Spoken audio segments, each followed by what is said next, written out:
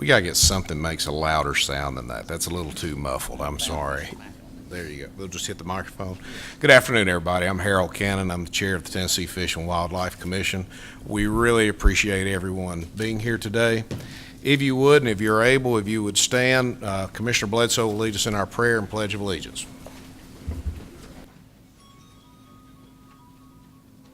Please bow your heads. Our most precious Heavenly Father, grand artificer of the universe, we humbly come to you in prayer to thank you for all the blessings you have given us, the resources of this state, the freedoms we enjoy, the grand design of all that you have created, and most of all, for your Son who died for us. Lord, please be with our servicemen and women, both abroad and at home, and our law enforcement officers protecting our freedoms. Lord, also please be with this commission and agency to lead, guide, and direct us in a manner that will be pleasing to you.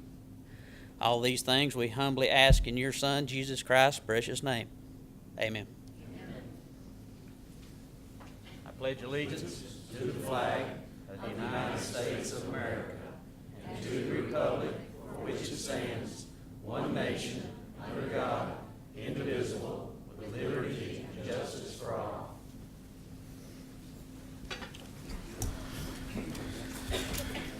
Thank you, Commissioner Bledsoe, and thanks for inviting us into your home up here in the Crossville area. We're real fortunate to have some special guests here today. Phil Batoli is here with Tennessee Tech. Ron Crabtree, I don't think he has missed a meeting in decades, but Ron, thank you for being here. In our last commission meeting, we talked about Shane Hall, who has been our, our Moment of Freedom coordinator, who is battling cancer. And what a fighter he is. He continues to need our prayers. We're most fortunate to have James Wattenbarger with the National Wild Turkey Federation. He has volunteered to have Shane's back during this season, as well as a number of our staff. So thank you for taking that on. And it is my privilege to introduce Cumberland County Mayor Kenneth Carey. I didn't know if the mayor would like to come up and say a few words, but thank you for having us in your home, and thanks for being here today, sir.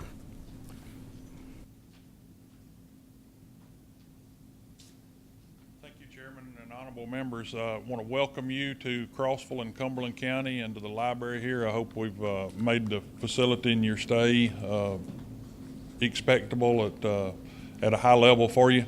And I would like to take an opportunity to thank you for your consideration of the training facility that's proposed for this area as well. So thank you all for being here. Mayor, thank you so much. We too are excited about the training facility becoming a reality.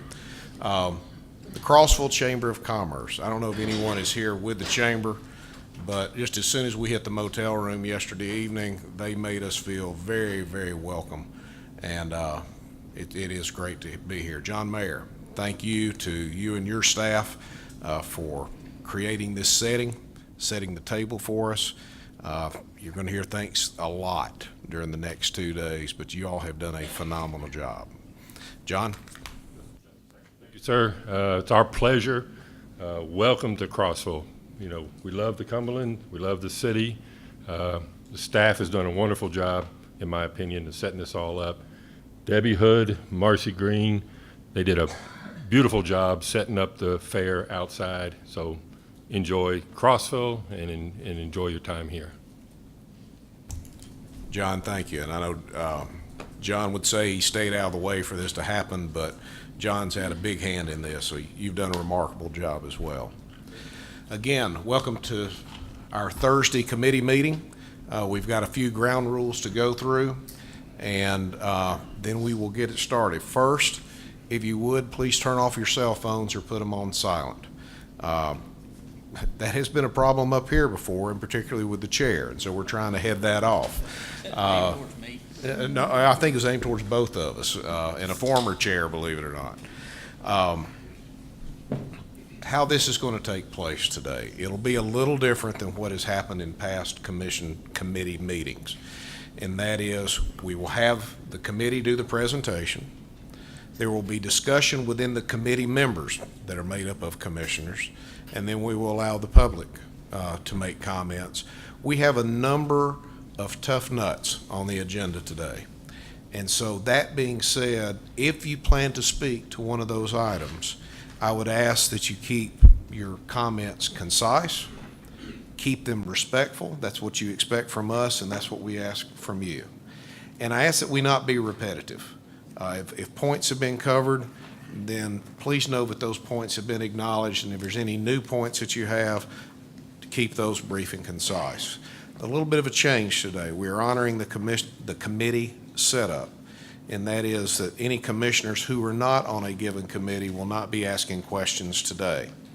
That leads me to a heads up to the public, and that is today the committee on certain matters will vote and have recommendations that they will bring to the commission meeting tomorrow. Just because the committee votes in favor of a matter today does not mean that that matter necessarily passes tomorrow or passes in the format that comes in the form of a recommendation. So in the past, I think there's been a little bit of thinking that, well, what happens on Thursday is going to happen on Friday. I don't want to mislead you. Sometimes that doesn't happen. So if you're really interested in an item, and I know it's a burden sometimes to work schedules, but we do encourage that you're here tomorrow as well. With that, we'll get this started. Chair recognizes Jim Bledsoe, who's the Chair of Fisheries Management Committee. Thank you, Chairman Cannon. I'd like to call to the podium Frank Fiss, Chief of the Fisheries Division, for a presentation on commercial fishing and musseling and the recommended changes.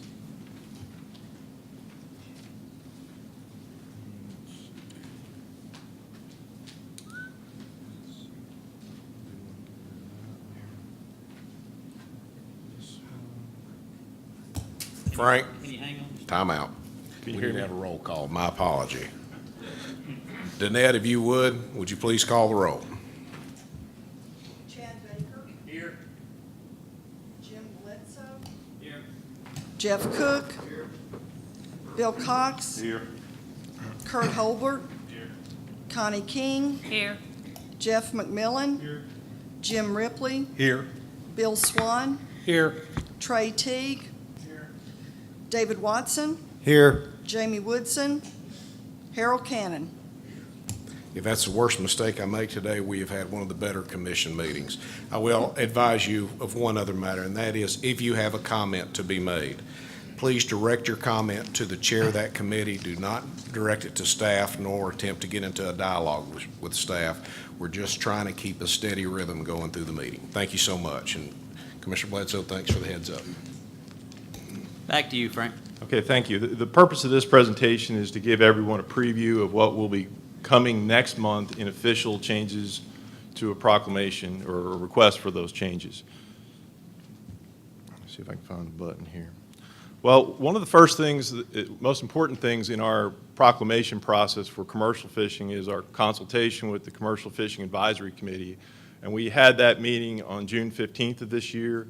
Clay Young, who's in the audience, was elected as chairman, replacing Ricky Scott. So appreciate you for your service there.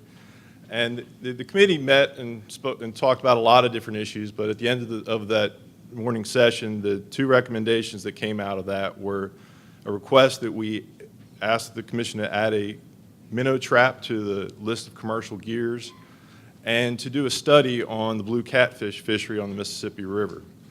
I'll talk about the minnow trap in a little bit because that's part of our preview proposal. But I asked Eric Gaines, our commercial fishing coordinator, to get with Clay and describe what a blue catfish study would be, what he was wanting to know. So they described the study as a 3 to 4 year study where they would look at the blue catfish catch rates on the river and take some samples to try to assess the value or the function of the current size limit on the river. And they would also help in the study in that they would run the nets and it would be on their boats, so we'd be collecting the data. While I'm always interested in collecting more data on all the species we have, that's why we have so many interest in so many contracts sometimes, this is a project that we would do in-house and given other priorities that we have right now, I don't think we're going to be able to do this study until at the earliest 2018. We've got to wrap up another project that's already ongoing in commercial fishing. It's kind of maxing that budget out. And then we've got the other bigger elephant in the room, which is Asian carp.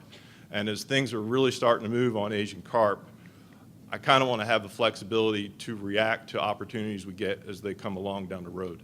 So I'm just asking to table that decision until next year on a catfish study. That's the end of their recommendations. With that, I would go into the proposed changes to the existing Proclamation 1512. There are three of them. One is that we add this little verbiage here, per paddlefish season, to this sentence. Basically, for those of you who aren't aware, in the commercial paddlefish world or industry, the guys are out netting and they catch a paddlefish and they need to know what the quality of the eggs are. So they use a fairly large gauge surgical syringe to kind of do a little biopsy and check the quality of the eggs. Well, the intent is that these fish would only experience this on each side of the body, each ovary once a season, not to get examined multiple times. So this language just clarifies that our expectation is that fish aren't checked more than twice per paddlefish season. Another thing that we'd like to correct in the proclamation is that we left out the words "or greater" in this sentence. On the Mississippi River, paddle fishermen are to use gill nets that are 5 inches or greater. We weren't intending, nor did the commission vote on a rule that would restrict them to just 5 inches. So we're making this correction. And back to the minnow traps, as was requested by the Commercial Fishing Advisory Committee. That what they're looking to do is have the opportunity to use a standard minnow trap like you see here on the left, except the funnel opening would be from 1 to 2.5 inches. Or this other style that's on the right, which is, I think, the K-style trap, but it's a vertical opening that these fish swim through. Because it's a vertical opening, the gap that we'd like to see would be between 1/2 inch and 1.5 inches. And there's other permutations of what these traps might look like. This is just a couple of examples. The intent of the trap is to go out and harvest native bait fish for sale for commercial fishers. Be another opportunity to collect bait for their own trot lines and stuff, but also to collect bait for sale. And this actually, to me, has an added value in that if we have people that are harvesting native fish for bait that are already legal bait, we have that much less temptation for people to buy fish from out of state that may not be the kind of fish we want in Tennessee. So it seemed like a reasonable request. Our fisheries staff was fine with it, so we are proposing that, and we will propose it next month. And here's the language associated with it. It just outlines the openings for that funnel trap and the vertical trap. Moving along to mussels, the mussel proclamation, our environmental services division, I think, and our malacologists were out looking at our boundaries where we have boundaries where you're not allowed to commercially harvest mussels, and they were reviewing their maps, and they realized that some of the locations that are listed in our proclamation are off just a little bit. Pretty much, you can imagine over the last couple of decades as mapping technology has improved, we're getting better at figuring out where we are on the planet. So because of that, they've made 5 additions to the commercial mussling proclamation that will specifically say where these boundaries are closed. This is just one example. This is the mussel sanctuary at Old Hickory Reservoir at Rome Ferry. You see in the middle there, this is their current boundary. If you look on our current proclamation, it says it's at Cumberland River Mile 295.5. Well, in today's better mapping world, it's actually 292.4. It's not a big deal unless you're the guy getting caught and worried about being legal. So we want to make sure that all these mussel proclamations reflect accurate river data. And to that end, we just have some minor edits to the Powell River, Gap Creek demarcation here. This is actually supposed to be 54.7. On the Clinch River, we're just adding this accurate Clinch River mile reading on Old Hickory. We got another one that we're adding to describe Highway 231 bridge. Up on the Cumberland River, this is the one I used in the example. And then this last one here that's stricken through, this is one where the old proclamation said that upstream of the powerhouse to the section that we had defined as closed to commercial fishers actually included a part of North Carolina. Well, the state of Tennessee doesn't have any jurisdiction in North Carolina, so all this verbiage here does is piece out that section so that the old distance of river that is closed in Tennessee should be closed, and we'll let North Carolina worry about North Carolina. And that is all I've got. Thank you, Frank, for the recommendations. Is there any questions from the Fisheries Committee? Hear none. Is there any questions from the audience? Sir, please step to the microphone and state your name. My name's Clay Young with North American Caviar. I just wanted to ask on putting the catfish study off till 18. They're in my boat right now. For the last 2 years, they've been doing the study, and the only question I had is, wouldn't it be better to just kind of continue on the catfish in my boat, because we're throwing anywhere from 5 to 20, 40 to 100 pound catfish back every day during paddlefish. Wouldn't that help with the cost to go ahead and do the study while, he's in my boat doing the paddlefish study? And only other question I had on the change on the paddlefish on the needle thing, Mississippi River, it said the season November 20th up there. It's November 15th on that. Oops. Okay, duly noted. That was it. We'll get Okay. that right next That month. was it. We'll double check that. Thank you. Thank you, Mr. Young. Any other comments from the Fisheries Committee? Anybody else from the audience? Hearing none. Mr. Chairman, that concludes the Fisheries Committee recommendation. Thank you very much, Frank. Sure. Thank you. Thank you, Chairman Bledsoe. Jeff Cook, Chair of the Boating and Law Enforcement Committee, is recognized. Chairman Cook. Thank you, Mr. Chairman. The Law Enforcement and Boating Committee would like to recognize Colonel Darren Ryder.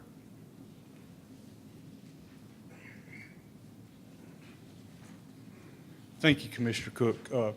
What I want to present today is a proclamation which is 1629, which is a temporary suspension of a no-wake zone on Nickajack Reservoir. And what this will proclaim is a temporary suspension of rule number 1660-2-7-.19 2D, which is Nickajack Reservoir.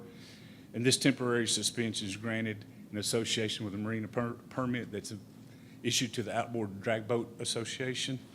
This drag boat race will be held in the immediate vicinity of Marion County Boat Ramp. And the rule is suspended, suspension is granted to the participants and the officials of the drag boat race. And it's for October 8, 9, and 10 of 2016 from the hours of 10 a.m. to 6:30 p.m. each day. Thank you, Darren. Do I have a motion to approve? So moved. Second? Any discussion amongst the committee? Any discussion from the audience? So all in favor say aye. Aye. Opposed? Mr. Chairman, it appears that we approve this for further consideration. Thank you. Chairman Cook, thank you so much. At our last commission meeting, we discussed the opportunities for sporting dog training and trial areas within our state, both on existing properties as well as future purchases. And I want to turn the floor over to Chairman Jeff McMillin. He heads up our Property and Infrastructure Committee for an update of where the committee is in anticipation that at our September meeting there may be a formal presentation. So Chairman McMillin. Thank you, Chairman Cannon. Like Chairman Cannon said in the May meeting, he challenged the Infrastructure Committee and myself to develop a vision for Tennessee to become a national benchmark for the sporting dog community. We desire to develop such facilities that would be established across the state so as to better serve the agency's constituents. I felt like before you can have a vision of what you want something to be and how to get there and the results that we want, I needed to evaluate the facilities that we already had in place. I made a couple of trips to Nashville, and I met with agency personnel and some private sector people that were involved heavily in some of the existing field trial property. And I guess our shining star as we have now is a Pool Knob WMA at Percy Priest Lake. This is a property that's owned by the U.S. Army Corps of Engineers, and our agency shares in the management of it. But we are under their jurisdiction as far as limitations of what we can and can't do with that. It was set up in 1986 to be used jointly by the dog trial community and also for hunting. It's mostly juvenile hunting that occurs Monday through Thursday, and we try to have the field trials on the weekends so that we don't have those conflicts. Pool Knobs, like I said, has been established for decades, and they do bird dogs, they have rabbit field trials, they have retriever dog trials, they have actually have quail trials by horseback, so it's a large area that is extensively used, but it is in dire need of repair. There are several problems with the structure of it. We have a lake that is in need of repair, that it's not graded and formed properly for the retriever trials, and it's difficult for it to get it to hold water. We've had meetings with our engineer, Dwight Hensley. It's estimated that the main pond in Pool Knob needs around 8 weeks of work at a cost of over $100,000. Even after its construction, there's a chance that it may not hold water because of its location next to Percy Priest Lake, and it pretty much seems to go up and down as the water in the lake does. So when the field trials, retriever trials in September and October, generally the lake's going down, and so with it, the water in the ponds goes down. So we've got a situation there. Are we going to pump it, or are we going to try maybe put a pond liner in? There's just several things that we're going to have to figure out, but obviously each of that's going to be expensive for the agency. It has a current farming contract of around 200 acres, and this contract does a couple of things. It helps offset the cost of taking care of the property, but it also creates habitat and feed for the hunting community. But there's problems with it because, as we know in farming, we don't really know when we can get a crop in because of weather. We don't know when we can get it out. And so when the trials start in September with the retriever trials, a lot of times we still have standing corn or soybeans, and so that creates a problem for the field trials. Well, then by October, we're starting to have the horse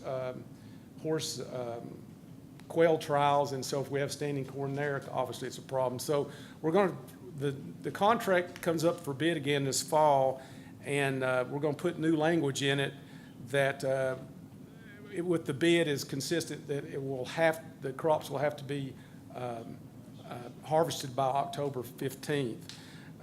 We're also taking 40 acres out of the contract that is around the ponds that the retriever trials are, because they start in September, and we're going to put that in clover. If we don't get a good contract, if we don't get a bid on it, then we may consider just putting all 200 acres in clover so it won't be a problem. So that's kind of what we've worked out with the folks that are involved with Pool Knob. They have other issues that they want us to be involved with because they'd like to close the gates during retriever trials, in all trials, so that there's not any hunting going on.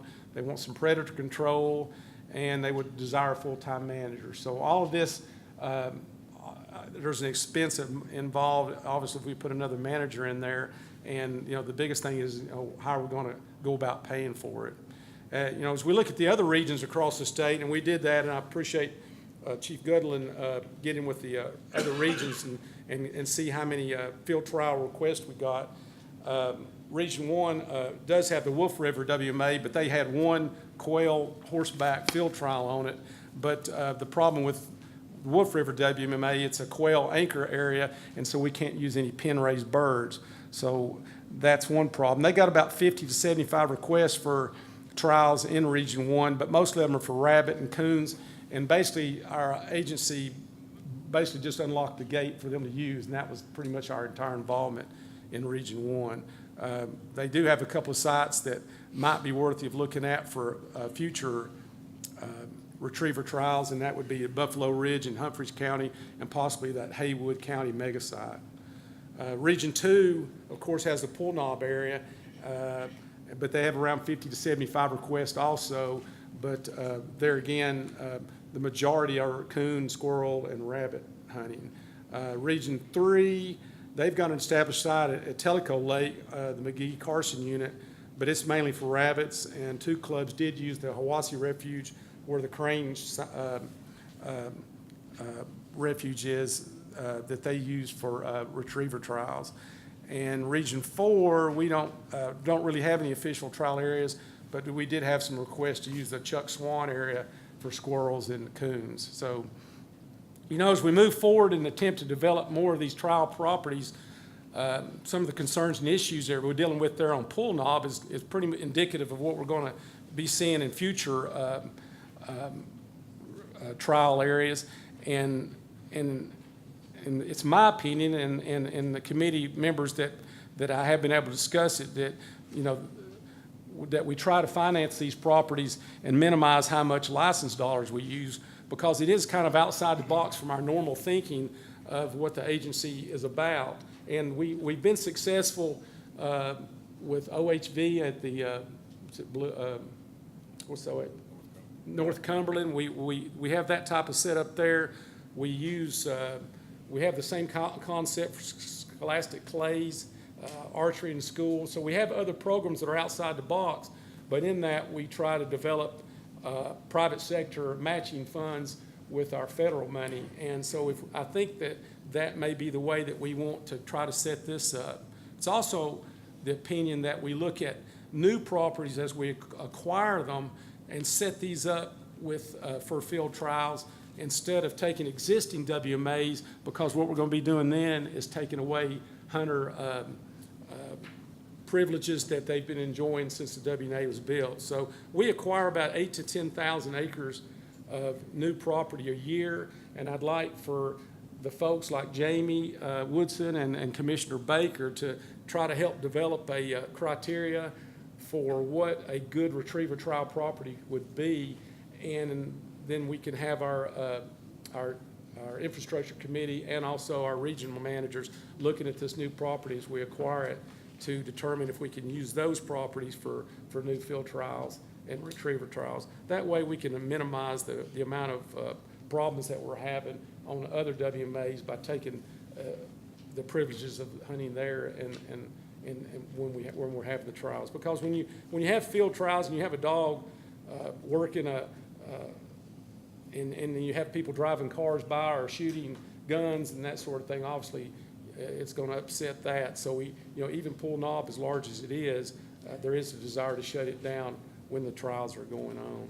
So, that's kind of where we're at. We're trying to develop a philosophy, and we're trying to figure out how that we can best pay for it, and also what's going to be the least confrontational between user groups. And so I plan on having more discussion with the infrastructure committee between now and September, and then we'll at that time present our exact plan of how we want to proceed. So that's all I have, Chairman Kennedy. Chairman McMillin, thank you.